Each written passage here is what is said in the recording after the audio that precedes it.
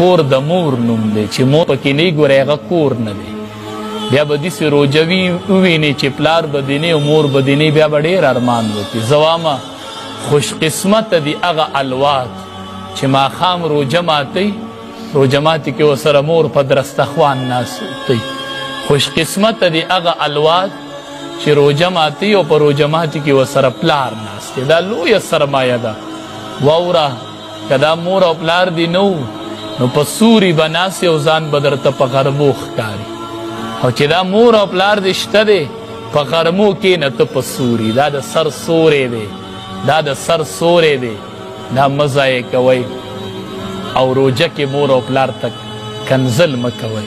بدې ردې ورته مه وایئ په دې مور او پلار ډېر خفه کېږي مولي صاحب زه معمولي خبره وکړمه مور خفئ زه ورته وامه مفسرینو لیکلي دي وایي دا ژبه د مور ژبه ده نو د مور په ژبه ته ولې مور کنځي دا د پلار ژبه ده دې خبرې د مور او د پلار نه زده کړي دي ته په هغې ژبه مور کنځې چې کمې ژبې د مور نه خبرې زده کړي دي نو مور ما ته وایي مولي صاحب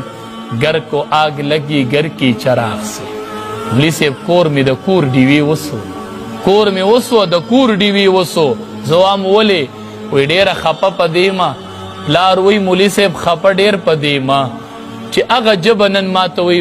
ماډرن دور دی ته نه پوهېږي مور وایي مولي صاحب هغه ژبه ما ته وایي ته سپی یې چې کمې ژبې ته ما خبرې ښودلې وي مور او پلار به لازمي ستا خبره بوټې کوي مور او پلار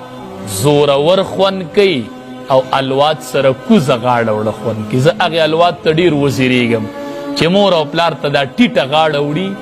دا مور یې په سپېړو وایي دا پلار ورته قاریږي او ده ورته غلی سر کته کړی او مختورن ولاړي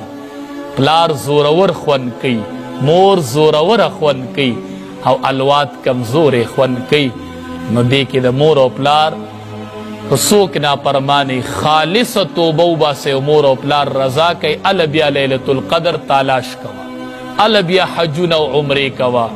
هله بیا د لیلة القدر تالاش کوه چې مور دې م کور لاس اوچت کړي نو ته د لیلة القدر په تالاش کې عبادت کې مور ستا خلاف لاس اوچت کړي هلته پلار اوښکي به یي نه قبلیږي دا دعاګانې الله نه قبلي